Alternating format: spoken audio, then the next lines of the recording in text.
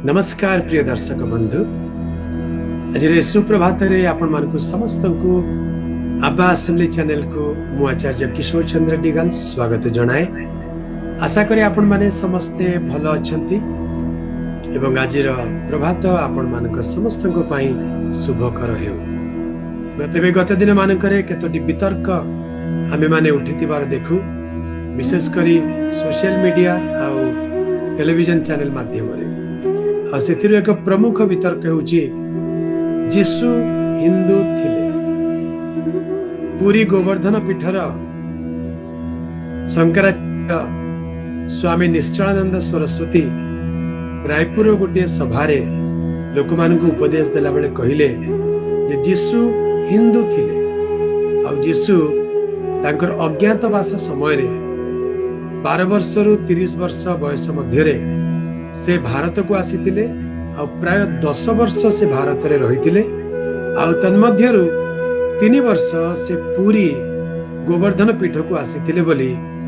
स्वामी निश्चलानंद सरस्वतींकर एक मत, जहा सोशल मीडिया क्षेत्र रे अनेक आलोड़न सृष्टि कला।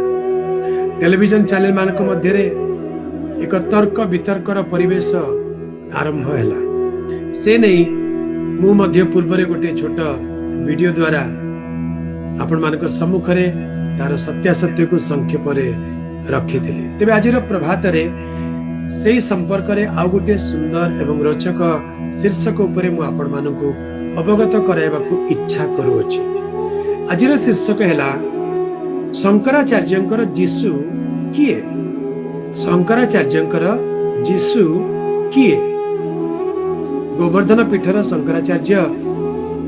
जो जीशु कथा कहउछंती से किए। प्रिय दर्शक बंधु, यह एक रोचक विषय अटे। आपण माने जानिले खुशी हेबे जे बाइबल रे ए विषय अति स्पष्ट भाव रे प्रांजल भाव रे लिखा जाए जे जीशु को नाम एक अद्भुत नाम अटे। मु गोटे शास्त्रांश पाठ करी आपनकु ए विषय रे संदेह मोचन करबा को इच्छा करे। पवित्र शास्त्र बाइबल नूतन नियम 2 करंथिय 11 पर्वर 4 पद लिखा जाए, कारण जेउ जीशु को आम्भे माने प्रचार कलु नाही एपरि अन्य जीशु को जदि केही आसी प्रचार करे। सुनि पारिले, जेउ जीशु को आम्भे माने प्रचार कलु नाही एपरि अन्य जीशु को जदि केही आसी प्रचार करे। आज स्वामी निश्चलानंद सरस्वती गोवर्धन पीठर शंकराचार्य जो जीशु कथा कहउचंती से अन्य जीशु अटंती, से नाजरीतीय जीशु नुहंती। प्रिय दर्शक बंधु, तेणु आपण विचलित हेबा आवश्यक नुहे। आपण हुए तो आहुरी मध्य सुनिथिबे जे जीशुंकर कबर काश्मीर रे अछि। जीशुंकर कबर काश्मीर रे अछि आ से कबर उपरे जीसस बा ईसा बोली लिखाई छै, जीशु बोली लिखाई छै। नो प्रॉब्लम, कौन सी समस्या नहीं। आपण बुझी पारुथिबे मोर नाम हैला किशोर। तेबे आपण एई नाम रे आउरी अनेक को जानिथिबे। तेबे आपण जो किशोर कथा कहउछिन से मु हेई न पारे। तेणु स्वामी निश्चलानंद सरस्वती शंकराचार्य गोवर्धन पीठर से जो जीशु कथा कहउछंती से नाजरीतीय जीशु नुहंती। मु बाइबल भितर आपनको भिन्न भिन्न जीशु विषय रे आज टिके देखाइबाकू चाहे। नूतन नियम रे गोटे पत्र अछि, साधु पावलंक लिखित पत्र। आ से कलसीय मंडली निकट को पत्र लिखिला बेले कलसीय 4 पर्वर 11 पद रे लिखा जाए। ध्यान देबे। आ जुस्त नाम रे ख्यात जीशु तुम मानकू नमस्कार जणावछंती। जुस्तस नाम रे ख्यात जीशु तुम मानकू नमस्कार जणावछंती। अर्थात एटी आउ जणे जीशु अछंती, से जुस्त नाम रे ख्यात अछंती। से पवित्र शास्त्र बाइबल लूका लिखित सुसमाचार 3 पर्व 29 पद 29 देखिबे। एर बा एर जीशुंक पुत्र, जीशु एलिएजरंक पुत्र। एठी वंशावली रे जीशु बोली जने व्यक्ति अछंती जे कि एलिएजरंक पुत्र अटंती। एलिएजरंक पुत्र जीशु एलिएजरंक पुत्र अन्य जगह देखिलु जीसु जुस्त नाम ख्यात जीसु आमे माने आरंभ रे पवित्र शास्त्र पाठ कलु अन्य जीसु एपरि तो अनेक जीसु अछंती यीशु यीशु यीशु यीशु एमिति अनेक नाम अछि किंतु वास्तव रे आमे जो जीसु को प्रचार करू अछु से किए अटंती ताहांकर नाम कौन अटे प्रभुंकर प्रिय लोक माने ए जीसु ज्ञान शंकराचार्यंकर हुए तो भिन्न जीसु विषय से ज्ञान पाई तेबे आम्भे माने जो जीसु को प्रचार करू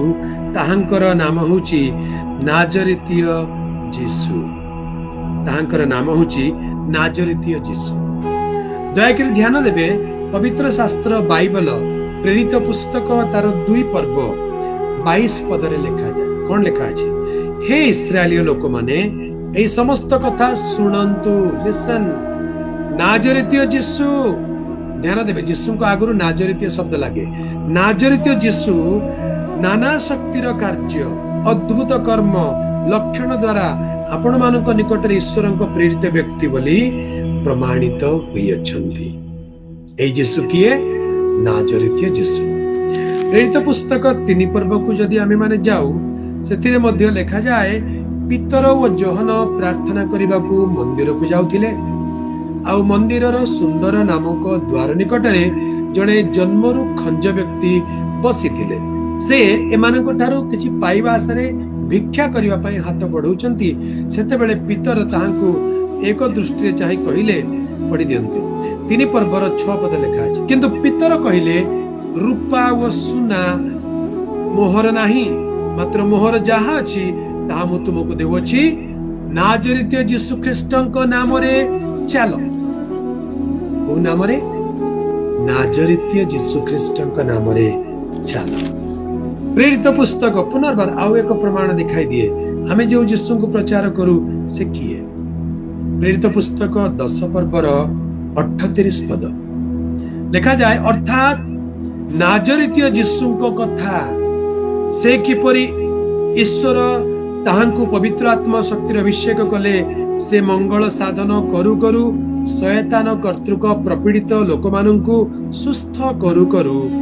सर्वत्र भ्रमण कले कारण ईश्वर तांकर सहवर्ती थे नाजरीतीय यीशु तेणु ख्रिस्टियन माने जो यीशु को विश्वास करंती से नाजरीतीय यीशु अटंती आ शंकराचार्य महाशय जो यीशु कथा कहउचंती से नाजरीतीय यीशु नुहंती तेणु हुए तो आमको एक कथा अधिक जदि आमे सूचना पाइबा को चाहूचु ताले आमे सविनय अनुरोध करू शंकराचार्य महाशय को यीशु कथा कहउचंती सेटा टिके स्पष्ट करी दियंतु कारण प्रभु यीशु ख्रीष्टंकर जन्म समय रे हेरोद बोली जने राजा थिले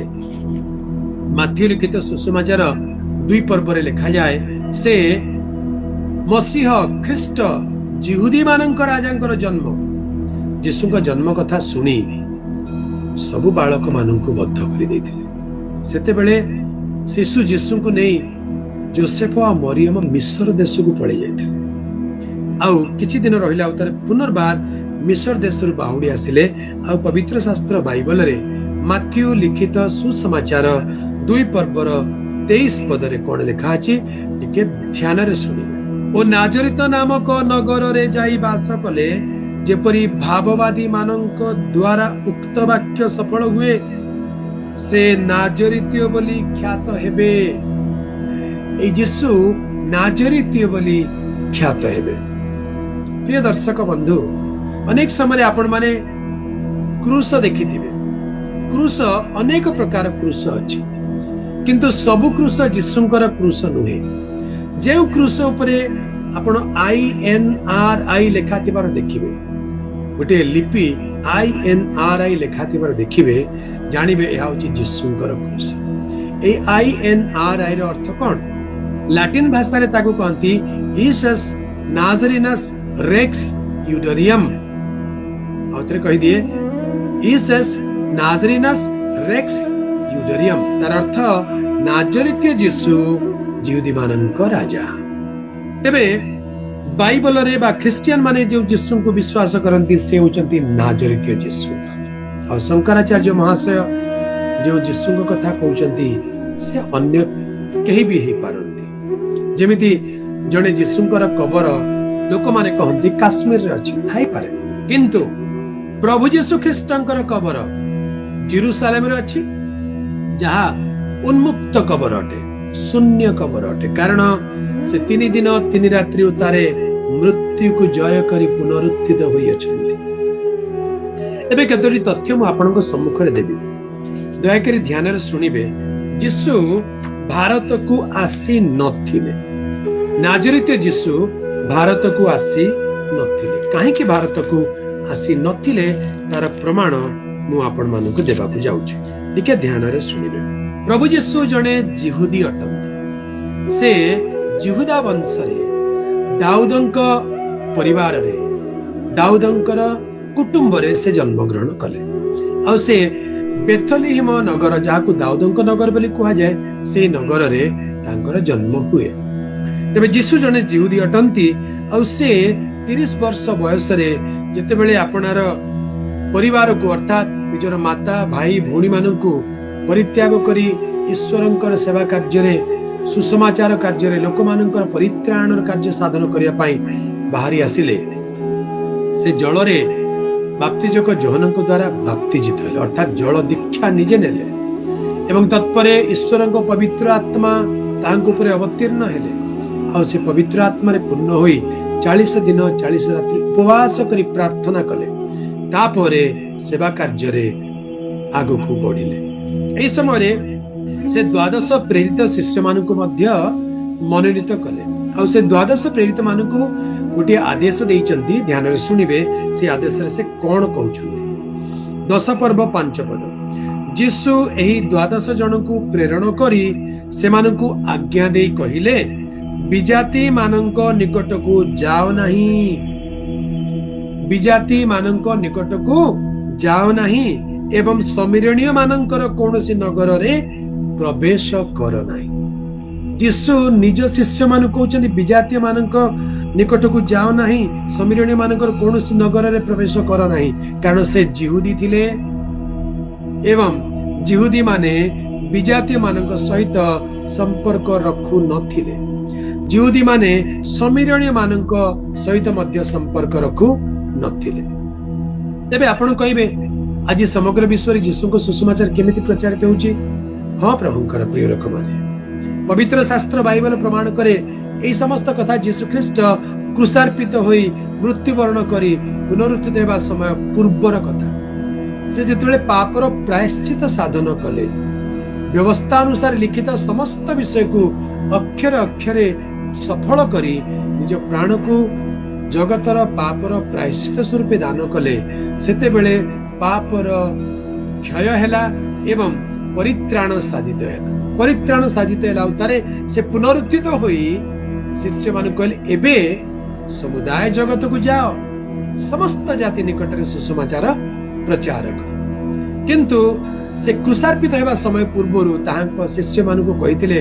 विजाति मानक निकट को जाओ नहीं तबे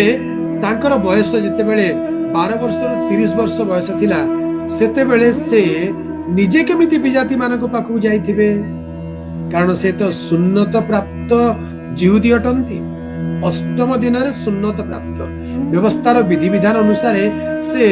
अष्टम दिन रे सुन्नत प्राप्त जिहुदी अटंती आ व्यवस्था को अति कड़ाकड़ी भाव से मानिले सफल कले निज जीवन तेबे 12 वर्ष रु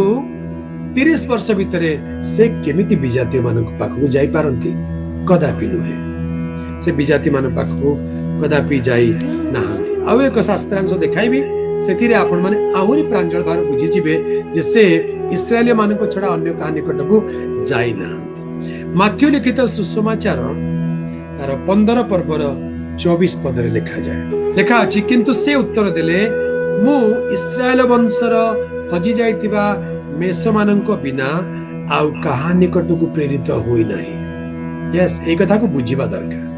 क्रूसार्पण हेबा पूर्वरु तांकर मेन मिशन बा तांकर आगमन तांकर प्रेरण जो कार्य ता इस्राएली मानक मध्य रे थिला ସେଥିପାଇଁ ସେ କହୁଛନ୍ତି ସ୍ପଷ୍ଟ ରୂପରେ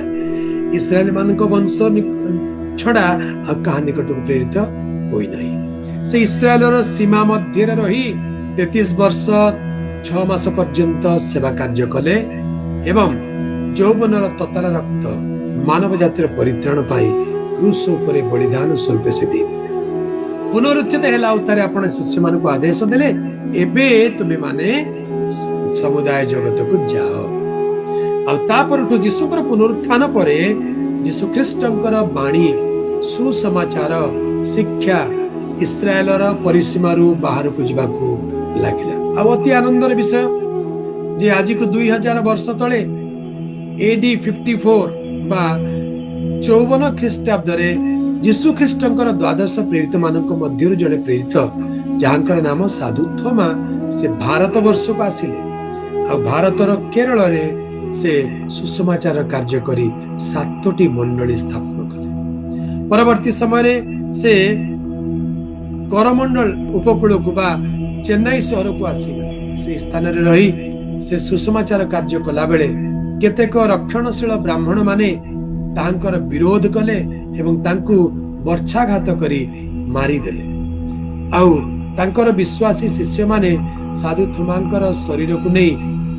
ଲିଟିଲ ମାଉଣ୍ଟ ବୋଲି ଗୋଟେ ଜାଗାରେ କବର ଦେଲେ। ଆଉ ଆଜି ତାଙ୍କର ଶରୀରର ଅବଶିଷ୍ଟାଂଶ ସେଣ୍ଟ ଥୋମାସ ମାଉଣ୍ଟ ବୋଲି ଗୋଟେ ପର୍ବତ ଅଛି ଚେନ୍ନାଇ ସହରରେ। ସେହି ସହରରେ ଗୋଟେ ଗିର୍ଜାଘରେ ଆଜି ମଧ୍ୟ ସୁରକ୍ଷିତ ହୋଇ ରଖାଯାଇଅଛି। ତେବେ ଯୀଶୁ ଖ୍ରୀଷ୍ଟ ନିଜେ ଭାରତକୁ ଆସି ନଥିଲେ। ଶଙ୍କରାଚାର୍ଯ୍ୟ ମହାଶୟ ଯେଉଁ ଯୀଶୁଙ୍କ କଥା କହୁଛନ୍ତି କିମ୍ବା କାଶ୍ମୀରର ଯେଉଁ ଯୀଶୁଙ୍କ କଥା ଆଲୋଚନା କରାଯାଏ, ସେମାନେ ଅନ୍ୟ ଅନ୍ୟ ଯୀଶୁ ଅଟନ୍ତି। ଯେମିତି ଉଦାହରଣ ସ୍ୱରୂପ ଯଦି ମୁଁ କହିବି ଯେ ରାମଚନ୍ଦ୍ର ଅଯୋଧ୍ୟାରେ ଜନ୍ମଗ୍ରହଣ କରିଥିଲେ, ଆପଣ ମାନଙ୍କ ଭିତରୁ କେହି କେହି କହିବେ ନାଇଁ ନାଇଁ ଆମ ଗାଁରେ ମଧ୍ୟ ଜଣେ ରାମଚନ୍ଦ୍ର ଜନ୍ମ ହୋଇଥିଲେ। ଆପଣଙ୍କ ଗ୍ରାମରେ ଜନ୍ମଗ୍ରହଣ କରିଥିବା ରାମଚନ୍ଦ୍ର ସେ ଭଗବାନ ରାମଚନ୍ଦ୍ର ନୁହନ୍ତି। ଏହା ସ୍ପଷ୍ଟ ଅଟେ, ଏଥିରେ କୌଣସି ଯୁକ୍ତି ତର୍କର ଆବଶ୍ୟକତା ନାହିଁ। ଠିକ ସେମିତି ଶଙ୍କରାଚାର୍ଯ୍ୟ ମହାଶୟ କହୁଥିବା ଯୀଶୁ ସେ ବାଇବଲର ଯୀଶୁ ନୁହନ୍ତି। ଏଥିରେ କୌଣସି ଯୁକ୍ତି ତର୍କର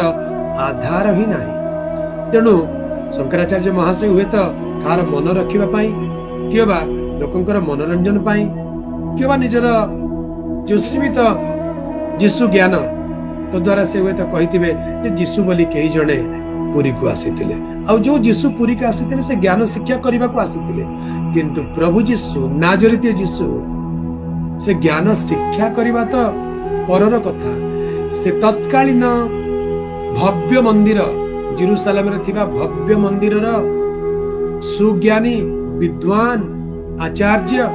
ଗୁରୁ ମାନଙ୍କୁ ଏପରି ଏପରି ପ୍ରଶ୍ନ ପଚାରୁଥିଲେ। ଯେତେବେଳେ ଯୀଶୁଙ୍କର ବୟସ 12 ବର୍ଷ ଥିଲା, ସେତେବେଳେ ତାଙ୍କର ପ୍ରଶ୍ନର ଉତ୍ତର ବଡ ବଡ ଜ୍ଞାନୀ ମାନେ ଗୁରୁ ମାନେ ଦେଇ ପାରୁନଥିଲେ। ଆଉ ସେ ନିଜେ ଉତ୍ତର ଦେଇ ସେମାନଙ୍କୁ ଆଚମ୍ବିତ କରୁଥିଲେ। ଏତେ ବିଚକ୍ଷଣ ଐଶ୍ୱରିକ ଜ୍ଞାନରେ ପରିପୂର୍ଣ୍ଣ ନାଜରିତୀୟ ଯୀଶୁ ସେ କାହିଁକି ପୁରୀକୁ ଆସିବେ ଆଉ ଜ୍ଞାନ ଶିକ୍ଷା କରିବେ? ତେଣୁ ଶଙ୍କରାଚାର୍ଯ୍ୟ ମହାଶୟ ଯେଉଁ ଯୀଶୁଙ୍କ କଥା କହୁଛନ୍ତି ଯେ ଆସି ଆଦି ଶଙ୍କରାଚାର୍ଯ୍ୟଙ୍କ ଠାରୁ ଜ୍ଞାନ ଶିକ୍ଷା କରିଥିଲେ ବୋଲି, ହେଇପାରନ୍ତି ସେ ଆଉ କୌଣସି ଯୀଶୁ, ସେ ବାଇବଲର ଯୀଶୁ ନୁହନ୍ତି, ସେ ଅନ୍ୟ ଯୀଶୁ ଅଟନ୍ତି। ତେବେ ତଥ୍ୟକୁ ଯଦି ଆମେ ଜାଣିବାକୁ ଚେଷ୍ଟା କରୁ, ପୁରାଣ ଶାସ୍ତ୍ର ଅନୁସାରେ ଆଦି ଶଙ୍କରାଚାର୍ଯ୍ୟ ସେ ହେଉଛନ୍ତି କେରଳ ଦେଶରେ ଜନ୍ମଗ୍ରହଣ କରିଥିବା, କେରଳ ଦେଶ ବୋଲି ମୁଁ କହୁଛି କାହିଁକି ସେତେବେଳେ କେରଳ ଅଲଗା ଗୋଟେ ଭିନ୍ନ ଦେଶ ଥିଲା। ଆଉ ଏଇ ଆଦି ଶଙ୍କରାଚାର୍ଯ୍ୟ 8 ବର୍ଷ ବୟସରେ ସନ୍ନ୍ୟାସ ଗ୍ରହଣ କରି ଗୃହ ତ୍ୟାଗ କରି ଧର୍ମ ପ୍ରଚାର ଉଦ୍ଦେଶ୍ୟରେ ବାହାରିଗଲେ। ସେ 4 ପୀଠ ସ୍ଥାପନ କଲେ। ତନ୍ମଧ୍ୟରୁ ଗୋଟିଏ ହେଉଛି ପୁରୀର ଗୋବର୍ଦ୍ଧନ ପୀଠ। 4 ପୀଠ ଆପଣ ମାନେ ଜାଣନ୍ତି, ଦ୍ୱାରକା ଧାମ, ବଦ୍ରିଧାମ, ପୁରୀ ଧାମ ଆଉ ରାମେଶ୍ୱର। ଏଇ 4 ପୀଠ ଭାରତରେ ବିଖ୍ୟାତ ଅଟନ୍ତି। ଏଇ 4 ପୀଠରେ 4 ଶଙ୍କରାଚାର୍ଯ୍ୟ ଅଛନ୍ତି। ତେବେ ପୁରାଣ ଅନୁସାରେ ଐତିହାସିକ ମାନଙ୍କର ଅନୁମାନ ଯେ ଆଦି ଶଙ୍କରାଚାର୍ଯ୍ୟ ଯେତେବେଳେ ପୁରୀରେ ମଠ ବା ପୀଠ ସ୍ଥାପନ କଲେ, ତାହା ଖ୍ରୀଷ୍ଟପୂର୍ବ 480 ଅଟେ। ଅର୍ଥାତ୍ ଯୀଶୁଙ୍କ ଜନ୍ମର 480 ବର୍ଷ ପୂର୍ବରୁ ସେ ମଠ ସ୍ଥାପନ କରାଯାଇଥିଲା। ଏହା ଯଦି ସତ୍ୟ ଅଟେ, ତେବେ ପ୍ରଭୁ ଯୀଶୁ ଖ୍ରୀଷ୍ଟ ଯଦି ତାହାଙ୍କର ମତ ଅନୁସାରେ पुरी को आसिचंती बोली कहउचंती ताले सेते बेलको शंकराचार्यंकर मृत्यु हेकरी आउ केते शंकराचार्य आसी गलेनी आदि शंकराचार्य त जमानु नहंती तेणु ए जो कथा से कहइचंती यह संपूर्ण रूपे भित्तिहीन तथ्यहीन आधार विहीन एक कपल कल्पित मनोरंजक एक कथा अटे शंकराचार्य कर जिसु ज्ञान कौन अटे ताहा जे आपण माने पवित्र शास्त्र बाइबल रु मु जो अंश गुडी को आपण मानक सम्मुखरे पाठ कली सेथिरे आपण माने तुलना कले बुझी पारुथिबे प्रिय दर्शक बंधु प्रभु यीशु ख्रीष्ट एकमात्र सत्य ईश्वरंकर अवतार अटंती से वाक्य रूपी ईश्वर वाक्य देहवंत होई पृथ्वी को आसिले से आम मानकर पाप को प्रायश्चित करबा पई पापी मानकर परित्राण करबा पई ए जगत को अवतीर्ण होई आसिले से समस्त मानव जाति को प्रेम करी आपणार पवित्र रक्त झराई देले और से कहले मानव जातिर पापर प्रायश्चित करी मनुष्य मानकु परित्राण देबी अनंत जीवन देवी पितांक सहित मिलित कराइबी सेति पई से कहले मु पथ मु सत्य मु ही जीवन मो दे न गले केही पितांक निकट को जाई पारिबे नाही यीशु ख्रीष्ट प्रभु अटंती या जे हृदय रे विश्वास करे आ मुख रे स्वीकार करे से परित्राण पाए या क्रिया कर्म रु नुहे केवल विश्वास द्वारा ईश्वर को अनुग्रह रु संभव अटे तेणु प्रिय दर्शक बंधु जो यीशु विषय आज चर्चा चली ताहा नाजरीत यीशु ही न पारंती नाजरीत यीशु से समय भारत को आसी नथिले तांको शिष्य माने भारत वर्ष को आसी सुसमाचार प्रचार करथिले हां किंतु एई प्रसंग रे मु आपन को एतिकी निश्चित रूपे कहि परिबी जे यीशु आसु अछंती से प्रतिज्ञा करि अछंती देखो मु शीघ्र आसु अछि यस से शीघ्र आसु अछंती तेबे एई प्रसंग रे मु आपण मानकु कहि परिबी यीशु पुरी को आसी नथिले यीशु पुरी को शीघ्र आसीबा को जाउ अछंती तेणु पुरीवासी उत्कलवासी भारतवासी आम माने प्रस्तुत हेउ से प्रभु यीशु ख्रीष्ट को स्वागत करिबा पई ग्रहण करिबा पई कारण से ही त्राणकर्ता अटंती से ही जगतर पाप क्षमाकारी एवं अनंत जीवन दानकारी मोक्ष प्रदानकारी त्राणकर्ता अटंती ताहांक छड़ा आ कहारी ठारे परित्राण नाही